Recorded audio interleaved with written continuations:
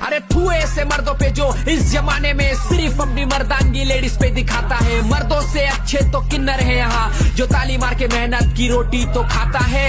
किन्नर समाज लड़ रहा है, उस बच्ची के हक के लिए लड़ रहा है। जिस शैतान ने बच्ची का रेप किया उसे न्याय मिले मालेगांव में लड़ रहा है।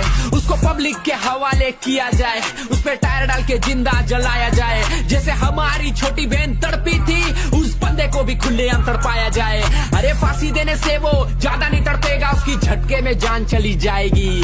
उसको काटो, नमक मिर्ची लगाओ, वो चिल्लाएगा तभी तो शांति आएगी। देश में और बलात्कार ना हो इसीलिए ऐसी कोई मिसाल बनाई जाए। मालेगांव में जो हुआ दोबारा ना हो इसीलिए उसको इंसाफ दिलाया जाए। अरे मर्दों से अच्छे तो किन्नर है यहाँ, मैं इसीलिए उनको महान मानता हूँ। मेरे भारत देश में जितनी भी महिलाएं मैं सबको अपनी माँ बहन मानता हूँ।